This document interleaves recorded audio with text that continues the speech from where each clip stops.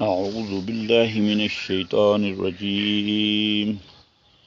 بسم الله الرحمن الرحيم.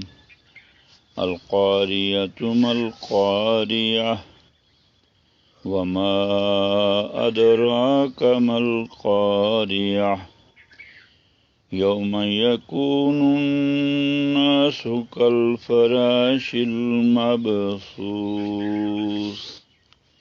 وتكون الجبال كالعهن المنفوش فأما من ثقلت موازينه فهو في عيشة راضية وأما من خفت موازينه فأمه هاوية وما أدراك ما هي نار حامية صدق الله العظيم. رب اشرح لي صدري ويسر لي أمري واحلل عقدة من لساني يفقهوا قولي آمین یا رب العالمین. قرآن مجید کی سورہ نمبر ہے 101 القاریہ. آج ہم یہاں ایک تو وقف سیکھیں گے، وقف کا ایک قاعدہ. اس سورہ مبارکہ میں آپ غور کریں، دیکھیں القاریہ تو ملکاریہ تو چھوٹی گول تا ہے اور اوپر پیش ہے. تو گول تا کا معاملہ یہ ہے کہ اس پہ اگر وقف کیا جائے تو یہ گول تا ہا میں بدل جاتی ہے. یہ قاعدہ ہے پورے قرآن میں، جہاں بھی آپ کو گول تا ملے اس پہ دو پیش ہوں، دو زبر ہوں، دو زیر ہوں، ایک زبر ایک زیر ایک پیش، سب حالتوں میں جب رکیں گے یہ ہا بن جائے گی. مثال کے طور پہ القاریہ تو ملکاریہ میں نے پڑھا، تو جب ملا کے پڑھا تو پڑھی القاریہ تو ملکاریہ، اگلی ہا بن گئی.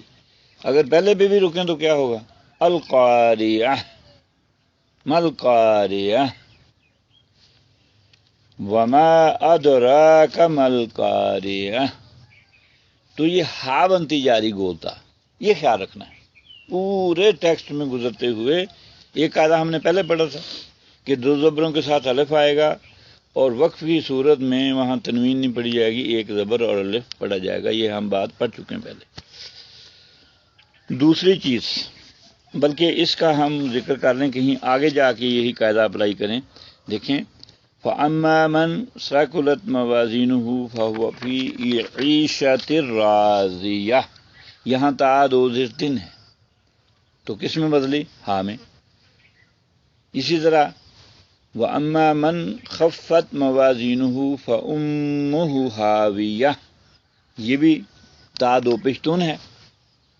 تو آپ وہ نہیں پڑھا کہ ہاں اگر آگے ملا کے پڑھیں تو پھر پڑھ سکتے ہیں فَأُمُّهُ هَاوِيَةٌ وَمَا أَدْرَاكَ مَا هِيَ، تو پھر یہ ملایا تو تا بن گئی، رکے تو ہا بن گئی. یہ ایک قاعدہ ہے، مستقل قاعدہ ہے. وقف کا قاعدہ ہم نے ایک سیکھا الحمدللہ. دوسری بات جو آج ہم سے کرنا چاہ رہے ہیں اور اس پہ انشاءاللہ پریکٹس کرتے رہیں گے آئندہ بھی، وہ یہ ہے کہ جو تجویدی قرآن ہے اس میں نیچے کوئی انڈیکیشن دی ہوئی ہے کلرز دے کے کہ حروف کو کلر کیا گیا ہے، تو آپ یہ قرآن مجید اگر لیں اس کا نسخہ اور اس کو دیکھ دیکھ کے پڑھیں تو آپ کی چار چیزیں ٹھیک ہو جائیں گی. اس میں انہوں نے دیا ہے کلکلا، تو کلکلا کہتے ہیں ایکو ساؤنڈ کو، اور یہ 6 حروف اگر ساکن ہوں یا وقف کی وجہ سے ساکن ہو جائیں، 5 بلکہ، تو یہ ان پہ کلکلا ہوتا ہے. وہ کون کون سے ہیں؟ قاف، تا، با، جیم، دال. اس کا مجموعہ بنتا ہے کتب جدن. یہ یاد رکھنے کے لیے کتب جدن، کتب میں قاف تا با آ گیا، جدن میں جیم دال آ گیا. اچھا یہ اب الگ الگ یاد کریں تو مشکل ہو جائے گا. کتب جدن اب آپ کو 5 یاد ہوگا، یہ 5 انگلیوں پہ یاد کرنے ہیں، ان پہ کلکلا ہوگا. آج ہم بس کلکلے پہ ہی بات کرتے ہیں. تجوید کا قاعدہ ہم نے وقفہ سیکھ لیا اور آج کلکلا سیکھیں گے. 4 چیزیں ہیں جو انہوں نے مینشن کی ہوئی ہیں کلر قرآن بنانے والوں نے، اور اس کی رہنمائی ہونی چاہیے کئی لوگ اس کو اگنور کرتے ہیں یا پتہ نہیں ہوتا، تو اگر اتنی سی بات بھی یاد رکھ لے تو آدمی کا پورے قرآن میں قلقلہ ٹھیک ہو گیا، اور باقی قواعد بھی اسی طرح انشاءاللہ ایک ایک کر کے ان کا تذکرہ آئے گا۔ اب قلقلہ دیکھیں کہاں پہ ہوا، وما ادراک ما القاریہ، دال ساکنہ آ گیا تو اس کو خوب زور دے کے ایکو ساؤنڈ پیدا کرنی ہے، وما ادراک، وما اد، ورنہ پڑھا جا سکتا تھا وما ادراک، جب وما ادراک کہتے ہیں تو پھر قلقلہ نہیں ہوتا۔ اس کی دوسری ایک تو یہ ہو گیا وما ادراک، اب قلقلہ ہوا ہے۔